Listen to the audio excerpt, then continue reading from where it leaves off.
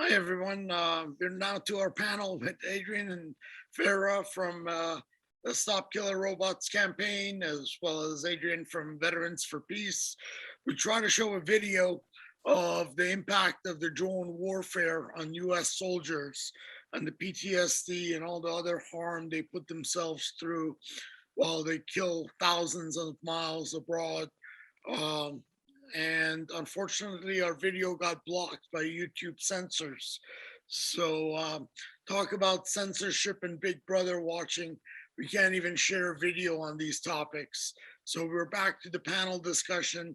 And specifically, what do you think, Farah, as well as Adrienne, on the whole notion of drones and the fact that they can kill from thousands of miles away, and the people that commit these acts, the people that give the orders for the killings, they roam the streets for free and they don't have to feel any persecution from the work that they did. Yet people like Julian Assange's of the world, Chelsea Manning's of the world are prosecuted. What are your thoughts on that?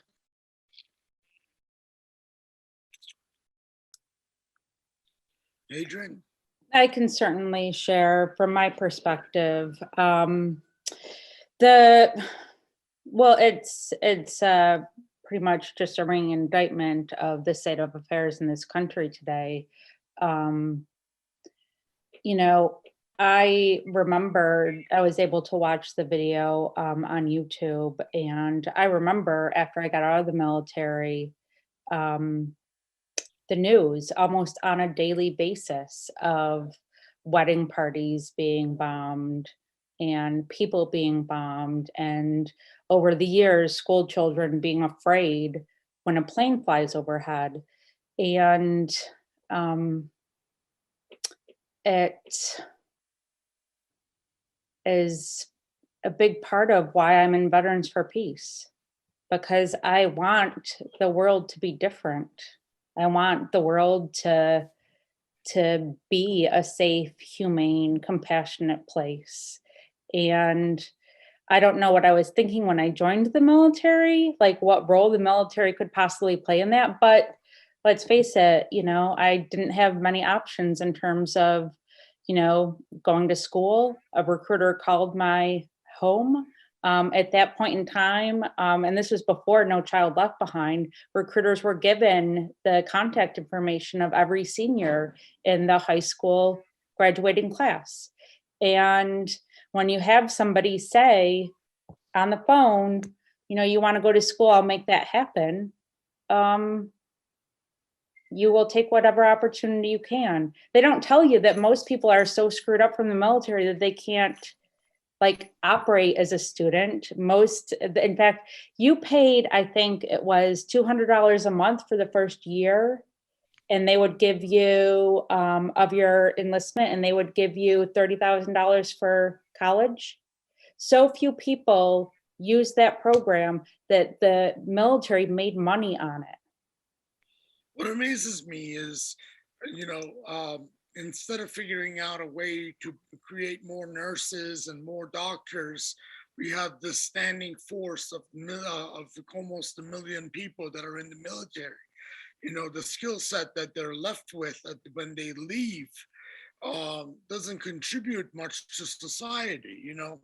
Shooting drones from a distance is not going to help you integrate well in a society that values education and socially balanced state of mind.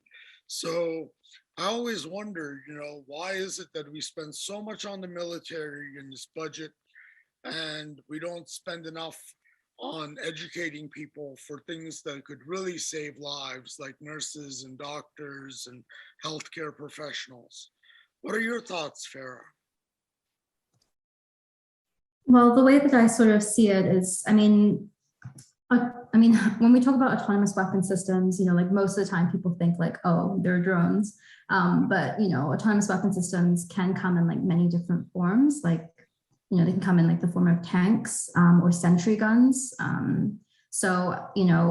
But that said, I feel like with what we've seen with like drone technology is kind of it's like the introduction of like dehumanization of war and conflict. Like this is kind of where it sort of began, you know, like being able to kind of remove soldiers from the field and bringing people, like kind of creating that distance makes it, I think, I mean, I guess Adrienne would be able to speak a little more to this, but, you know, I feel like it makes it a lot easier to sort of say like, okay, well, that's happening over there, you know, like what I'm doing, you know, is, you know, I'm doing it from here, I'm doing it through a computer, you know, it creates this like distance. And I think that, you know, that's kind of what we're afraid of with autonomous weapon systems is, you know, like the way that this has already kind of set a precedent, you know, it's a massive concern. I think like even more, you know, if you're thinking about it, I mean, when, you know, when the US started using drones for targeted killings and things and airstrikes, you know, like, I mean, there's really no like, you know, appropriate regulation at that time to sort of restrict like drone warfare. And so you kind of like saw like this kind of normalization of using drones in conflict, you know, in a way that I feel like it's kind of like a similar issue that we are facing now with autonomous weapons. Yeah, you know, I always remember Chelsea Manning's video of journalists being shot up in Iraq from a drone. And I just can imagine what autonomous weapons would look like at the field level to kill people. And, you know, there is unfortunately always collateral damage that we choose not to ignore and we don't measure. You know, 900,000 lives were lost in Iraq, 200,000 in Afghanistan. We liberated Libya, we liberated Syria, we liberated Somalia. We've done so much for North Africa and Middle East.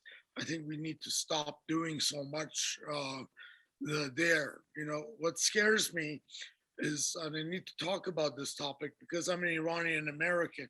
And, you know, where's going to be the next war? Who are we getting ready for with these huge military budgets? After all, the US is not in war with anybody. You know, supposedly we do drone strikes, but we're not at war with any country. So what they're looking at is potentially Iran.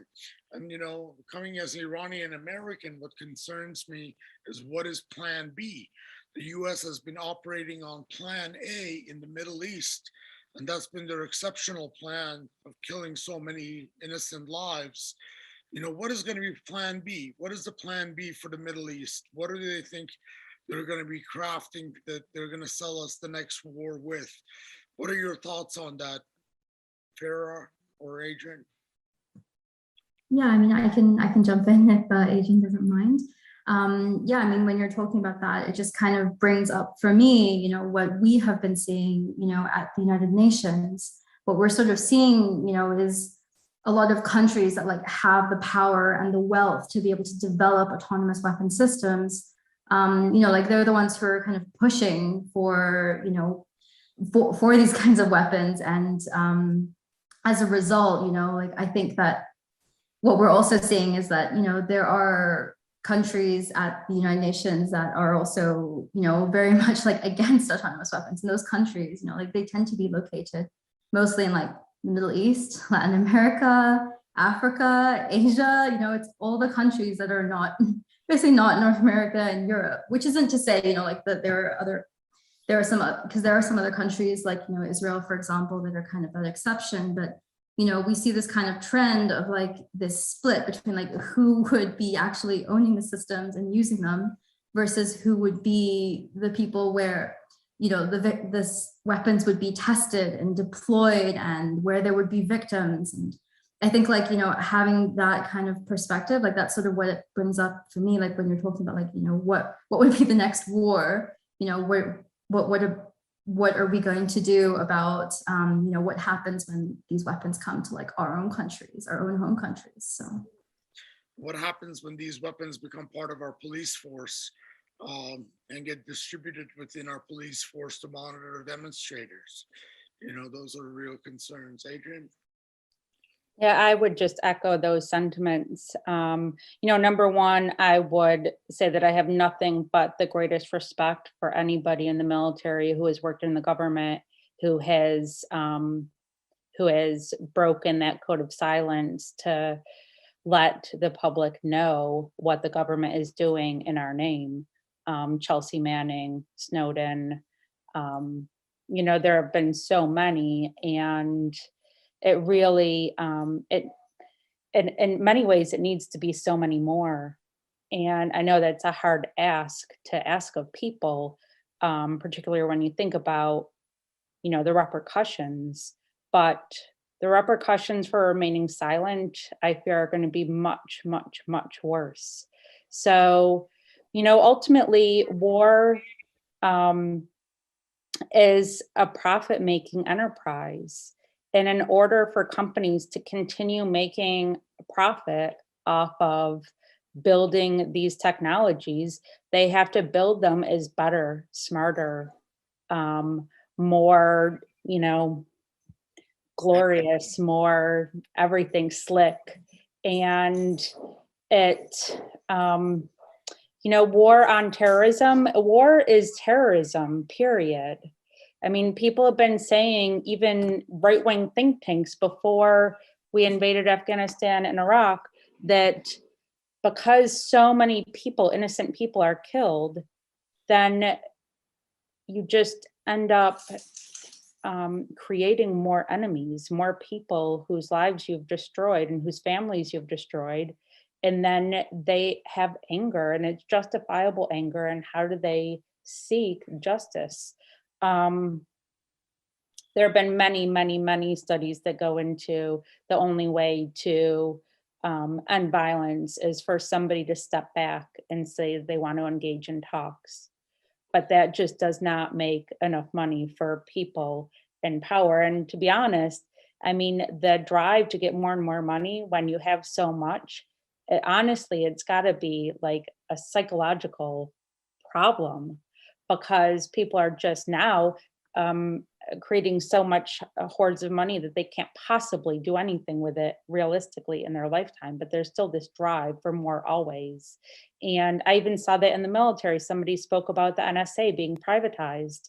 And that was true when I was in 2004. You could get out of the military one day and get a job as a contractor earning 3 to 4 times the pay the next, doing the same job. So that for me is a big piece of it. Yeah, you know what? Daniel Ellsberg worked for a defense contractor. Edward Snowden worked for a defense contractor, an SA contractor. So definitely these organizations use third-party contractors in their day-to-day business, and they recruit the best and brightest minds to find ways to kill people. Um, and um, it's really unfortunate that, what we see in the Middle East today, it's nothing is proportionate. We lost 3,000 lives in September 11th. The country responsible for that was Saudi Arabia, with 15 out of the 19 terrorists. Yet we attacked Afghanistan, something that we could have done as a police operation. We decided to go ahead and take over an entire nation.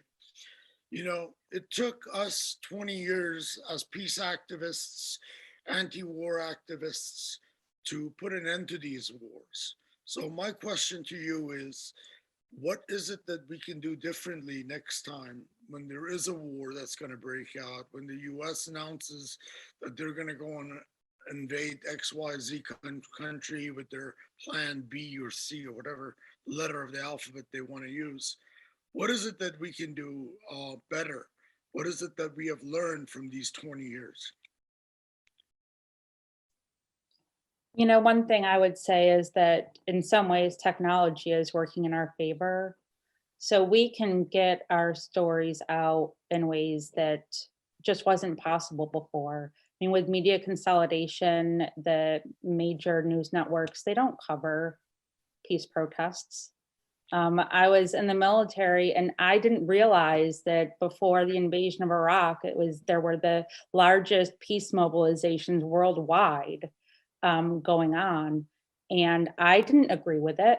but I had no idea that other people felt the same. And I did not have an idea that me as a military member could possibly have a right to my own opinion and say, I'm not going to participate in this. So that's what Veterans for Peace focuses on, is doing outreach and building relationships with um, fellow veterans so that we can create a safe space so that if people on active duty have questions about what they're doing, they can hopefully know about us and reach out to us and know that they're not alone and that there are other people who have sat in their shoes and have decided that we're going to do something differently with our life and that they can do that something differently starting right now. It's very noble. Farah?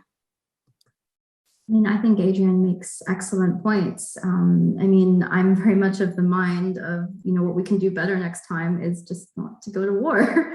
Like I think that we are at a, as Adrienne's sort of mentioned already with technology, we are at a stage where we have access to information, like we also have, more and more people kind of coming forward to sort of say like, hey, we're not interested in this. I mean, look at youth. I mean, I'm also part of that group, but I mean, in the sense of like, look at all of young people, like, I'm part of the millennial group, but I mean, look at like Gen Z, for example, they're coming out in like massive crowds to protest like climate change, and all of the kind of issues that are sort of connected to that, like, I mean, I feel like we're at a stage now where, this notion of like responsibility and human rights and morality and ethics, like they're becoming very important to more people. And so I think that for us to kind of like prevent the next war, it's really just a case of like listening to what those people have to say. It's listening to what Adrienne have to say about their own experiences. I think that if we did a lot more listening to each other and kind of talking through things, I would feel like that's a much better use of our time rather than, kind of deciding on like, yeah, we're going to go with like plan R right now. So yeah, that's my Plan for the that's my thoughts. Sorry, all these guys who've waged wars. I wish we had more women as part of our leaderships in Congress, as part of our leaderships in our executive branches. The women in society don't lead men to war as much as men lead women to war. So I think there would be a lot less conflict if we elect women leaders in various positions. We need more of Barbara Lee's of the world, the people that stood against the Iraq War.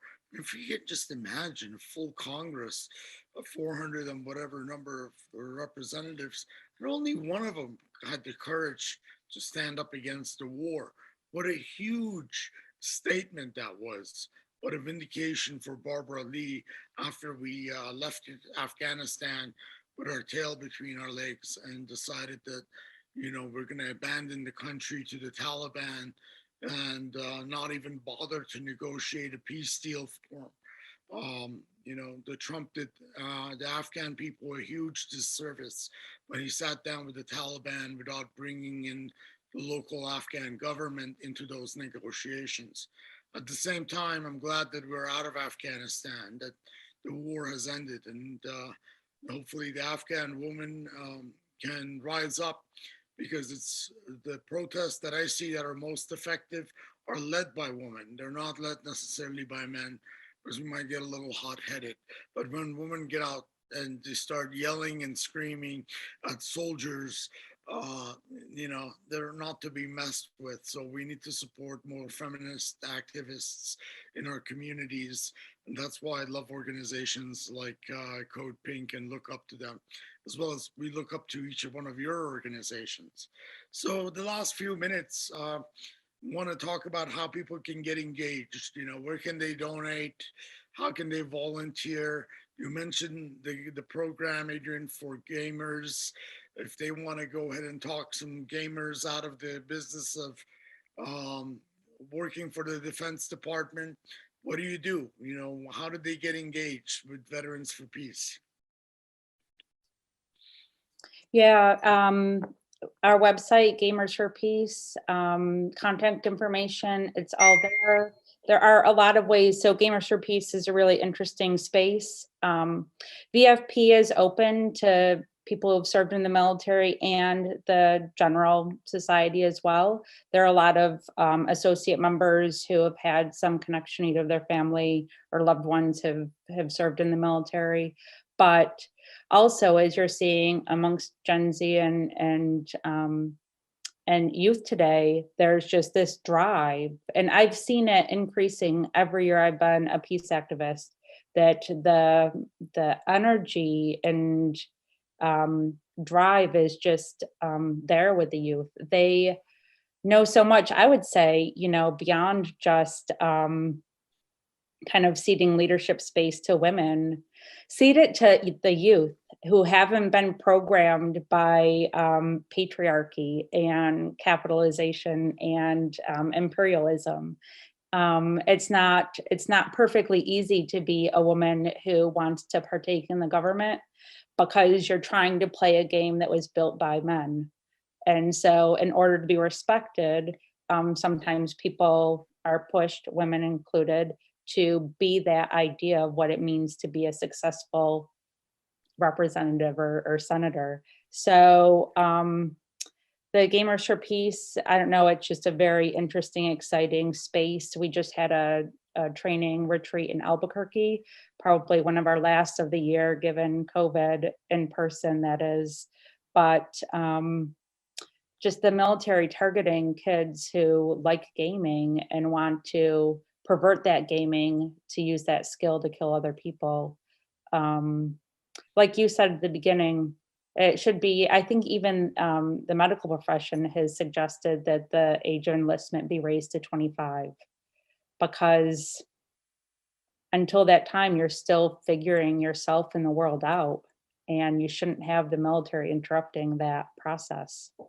So I would just encourage people to reach out to Veterans for Peace. The information for all of our topics are there. Yeah. Thank you. Donations are always welcome. Good. If people have expertise in, like right now, we're trying to do a diversity, inclusion and equity campaign, and just to make sure that our space is demilitarized, because we're all veterans. But how can we create a more healthy space as an organization that's built in relationships and treating each other with compassion and consideration. So sorry, I didn't mean to cut you off there, but I think that's important, refinding our own humanity. And that's something I think everybody is trying to figure out, what does that mean today? Wonderful. Thank you. Farah? Yeah, I mean, if I can sort of just jump a little bit on what Adrienne has said, I think that what Adrienne says is like, it's, for me, it's like, yeah, I can give her snaps for for everything that she's saying, because, when you're talking about like representation, I mean, yes, definitely, more women and more youth, but I think like we also need to look at like other people that have been typically like marginalized by society, like inviting like more Black people and Latina people and Asians, and, like inviting like just like everybody. I mean, even people with like, various disabilities as well. Like, everybody should be part of this conversation, because this is something that does affect all of us, is, the fact that with autonomous weapon systems, like, I think that, this poses such a big threat. And I think that, having a kind of community of people that is like representational and, actually makes up the people that, these weapons could affect is, the kind of way forward. I mean, looking at the UN and stuff, like I had sort of mentioned, it's not the kind of typical, like it's the typical military powers that are continuing to push for more development of these systems, that are pushing for like more future conflicts. It's, what we're seeing is like, we're seeing statements coming from like, like joint collaborations between like Costa Rica, Palestine, Sierra Leone, like countries that, you wouldn't ordinarily think would be kind of coming together, but they are coming together because they know how important it is and how much this issue affects all of them, in very similar ways across different countries, different cultures, and so on. So, I think that, for the campaign to stop killer robots, you know, we are very inclusive. Like we want to say to everybody, like, come on in, you know, whatever kind of background you have.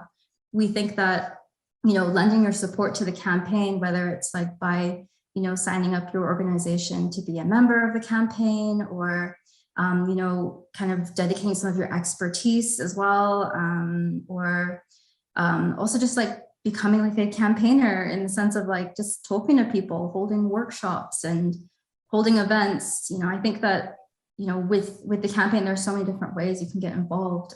You can just go to our website. We have lots of opportunities to get involved. We have like resources as well. You can also contact like any of us on the staff team. So yeah. Thank you so much, Farah. I have to admit one thing. We only raised money from individuals that donated to Ethics in Tech. So we have 0 corporate sponsors, but the only organization that has sponsored us in the past has been Campaign to Stop Killer Robots. And we were able to host a number of events thanks to them. You know, we're a nonprofit ourselves, just like you guys. We would appreciate any donation. I just set up a GoFundMe page for Ethics in Tech, and it's just for a few $100 to cover the cost of the events. And this is my commercial break that before we pass on to our next speaker, that we would really appreciate any donation to VFP, to Stop Killer Robots campaign, Stop Spying on Us, New York campaign, Portland Privacy, Oakland Privacy. It doesn't matter which one of these organizations you pick and you decide to donate to. We would be honored for your support, and it would go a long way for us to be able to host more events and create more content. So with that said, I want to wrap up today's panel. We're waiting for our next speaker, Christina. Is there anything you ladies want to add prior to we say goodbye? Nope. Okay. In that case, we are waiting for Christina, and I'm going to be on, and we'll see when she joins. We might give it a couple of minutes. Why don't we take a quick 5-minute break and see when is Christina going to be able to join us. So we'll just take a quick 5 minutes. Thank you, Adrienne, and thank you, Farah. And we still have comedy coming up, so don't go away for too long.